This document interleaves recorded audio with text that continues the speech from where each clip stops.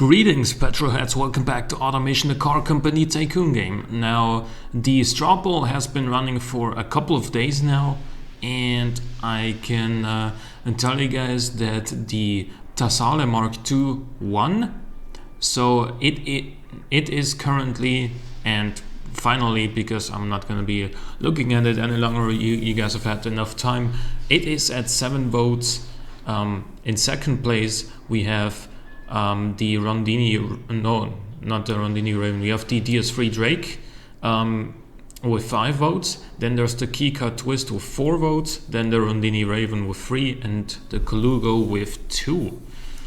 So what I'm gonna be doing today is I'm gonna be making a comparison between the Tassale Mark II and the reference car that I originally built for this community challenge.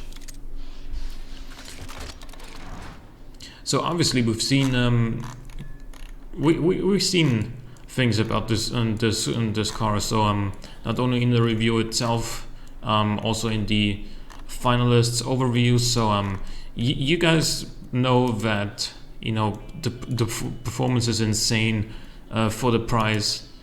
It is a little bit more on the expensive side, but it doesn't cost very much to run. It's pretty cheap to run, in fact. And it delivers lots of performance, corners really well, and has a very, very fast track time here.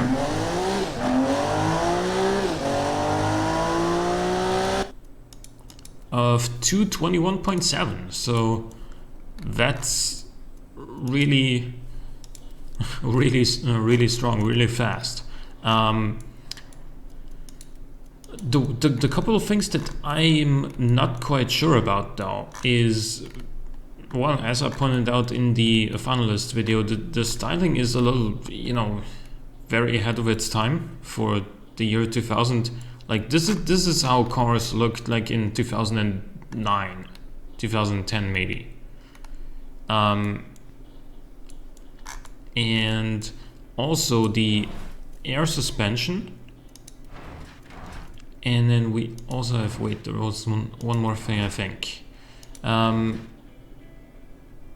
the fully clad on the tray isn't that bad, but advanced safety it's not really necessary here, because even with the standard 90 safety, it'll meet the safety requirements easily, and it'll be lighter.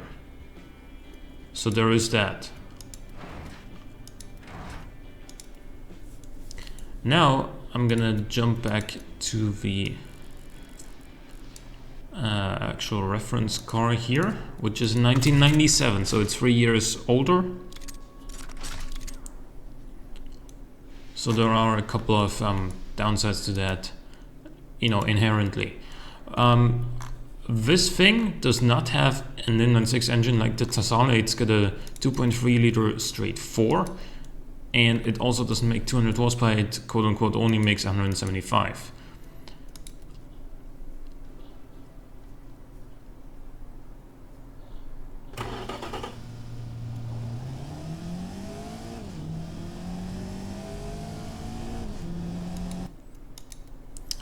It still kind of holds its ground. I mean, it's definitely not as fast as the Tassale on the track, but 224.5 is still one of the faster cars in, would have been one of the faster times in the competition. And economy is pretty good, and running costs are, why are the running costs so high? It's got low service costs and it doesn't use a lot of fuel, so I don't really know why the running costs are relatively high. But this is also one of the more expensive cars. It's even a little bit more expensive than the Tassale, but who knows, maybe this thing would actually do better if it had all the driver assists like the Tassale. Maybe that will actually help performance, because it does add a lot of drivability. Let's see if that helps.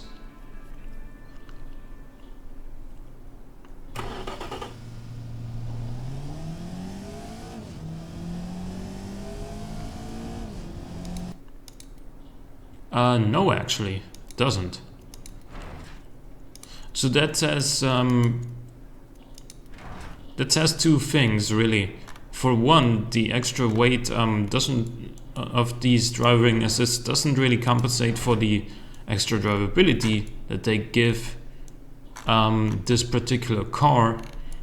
And for two, it also means that this car is really well balanced as is, so it doesn't need the driving assists. I mean, it has 52.6 drivability while only having ABS. So that says quite a bit, I think. How about tunability? Now this thing is definitely up there, I think, because it's an all aluminum 4 valves per cylinder inline 4 engine. It's got good internals, so they can take the extra pressure from like a turbo or something, like if we whatever that is. If we yeah, I'm gonna go ahead and try and tune both of those engines right now. I mean, obviously I'm not gonna fully, you know, extract 800 horsepower out of these engines, or try to, but I'm gonna try to at least get some extra power with a sort of realistic tune. So if we put like a 40mm or a 42mm turbine on here, and then like a 45mm compressor, we're gonna have to lower the compression a little bit. 199 horsepower, we need a bigger exhaust. It's knocking again.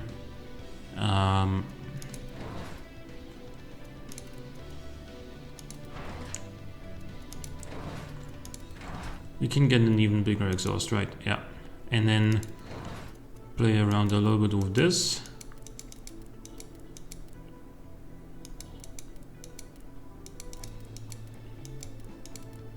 .225 horsepower, we get a really nice torque curve.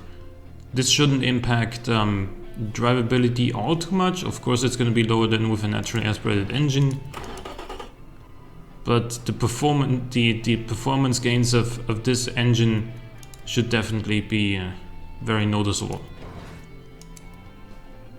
Oh my god, it went down to 37 drivability, and it uses more fuel as well now, for whatever reason. But look at that, 0 to 100, 5.2 now.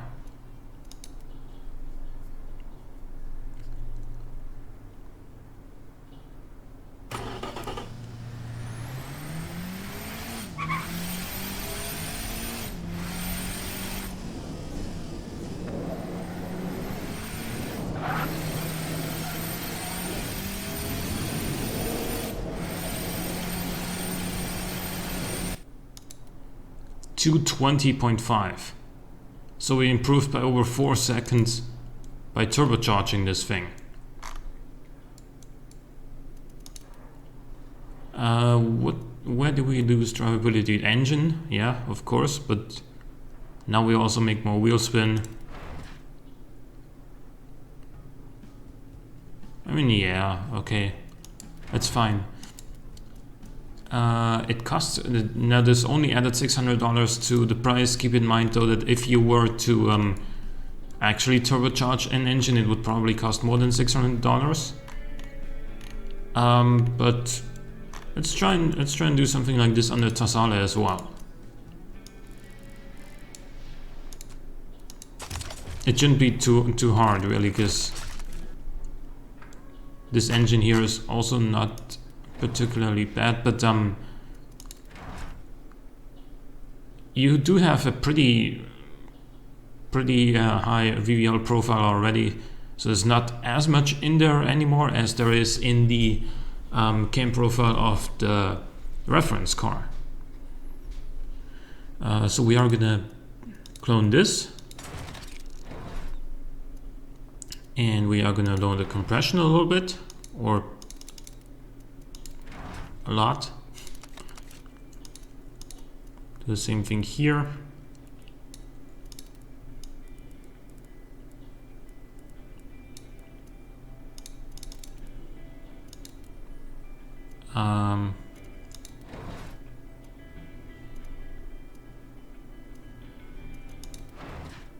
You definitely need either a richer fuel mixture here or more cam profile. Let's go up to 40 here, and then actually it doesn't do very much. 194, and then we're gonna go up. You see, the turbocharging isn't actually as good for this engine, or at least if you do it the same way as I did on the reference car, because obviously these, you know, the base setup of an engine also kind of impacts the way it upgrades.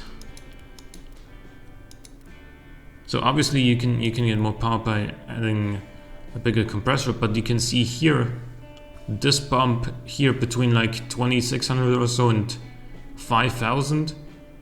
That's where VVL kicks in, apparently. Or at least it feels like that's what's happening, because I can't explain why it's flat here and then all of a sudden it bumps so much. Also the exhaust is too small now. Okay, one more? Yeah, 241 horsepower.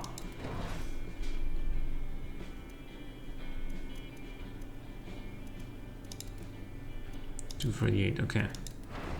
Let's see what an effect this has had. Alright, maintains a pretty good drivability of 55.7. Economy, like fuel consumption, increased too, but it is slower 0 to 100 than the reference car with a turbo.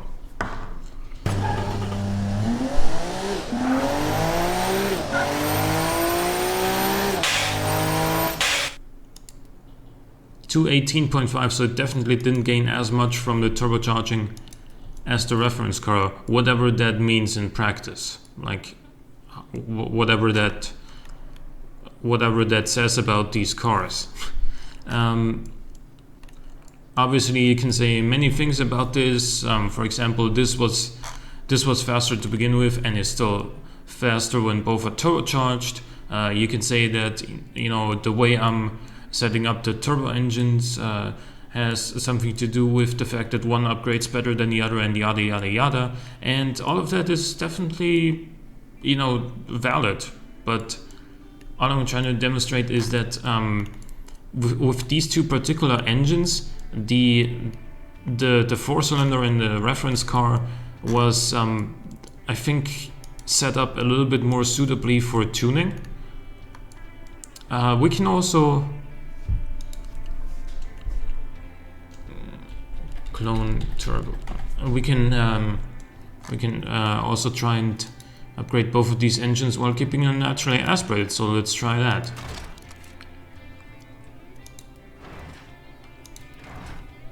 So first things first, we're gonna increase the cam profile here to let's say like 60. I didn't do anything here. Actually, I think 50 might be better here. And you're probably gonna be saying, okay, we're gonna be running richer fuel mixture.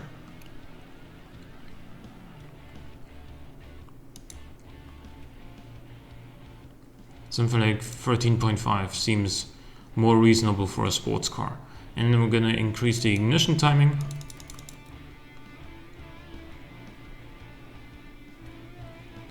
And then we're gonna up the compression some more.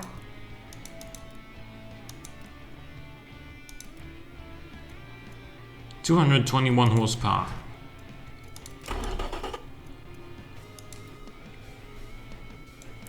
How much does that do? That takes away some of the drivability. It makes us a little bit heavier and makes it a lot less economical. Greatly impacts the running costs. And how much faster is it?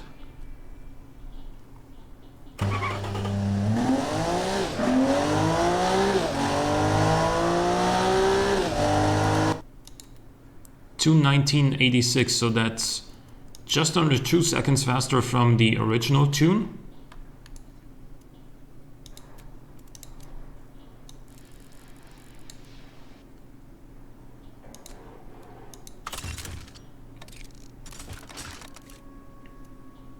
And now we do some modifications to this. To this engine as well.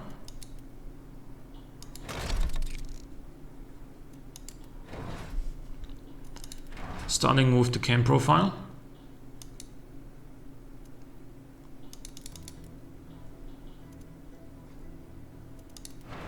And set this to 13.5. And we're gonna put on a performance intake. Gonna make the exhaust bigger.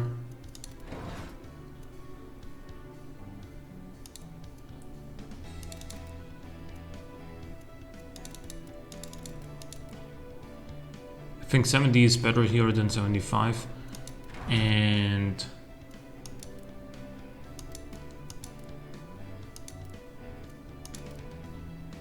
$204 horsepower.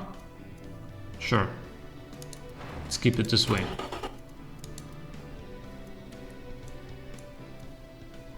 Actually, didn't lose very much at all in drivability.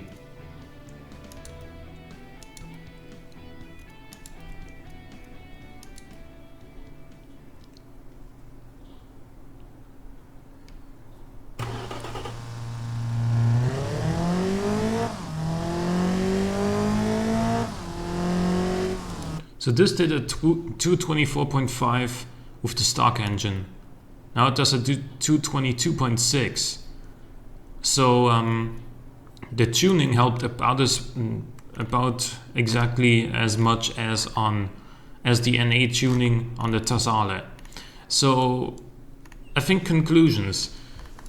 This car takes turbos a little bit better, like turbocharging. But as far as NA tuning goes, both take it pretty much as well,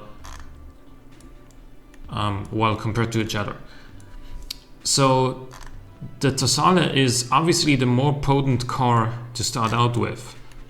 But if you're gonna be turbocharging either of them, I think that this engine might even have some advantages over the Tasales. I mean, the Tasale can probably get a little bit more power because it's a slightly larger engine and it's a straight 6 rather than an inline 4. But as far as performance gains go, and especially on the track, I think that this car might be a little bit better balanced handling wise, and maybe also in terms of weight distribution. Let's see. If we go to the turbo engine, then the weight distribution is 54.8 up front, 45.2 on the rear.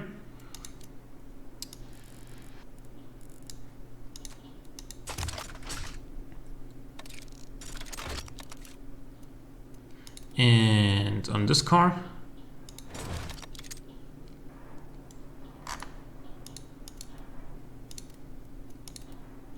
it's more weight up front and less weight on the rear, so that's worse weight distribution, which the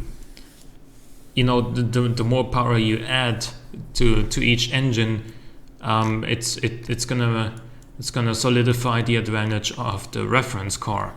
It's just got a little bit better of an inherent weight balance. And I don't know, this isn't really meant to be a sort of versus video with a winner and a loser. It's more to show like somewhat realistic approaches to tuning either of these two cars and which one takes each tuning better. And as I said, I think that turbocharging is slightly better for my reference car, and on naturally aspirated tuning, both of them are about it's about as effective for both of these cars. So hope you guys enjoyed this episode of automation. There will be another community challenge soon, and I will announce further details in a future episode. So stay tuned and see you next time.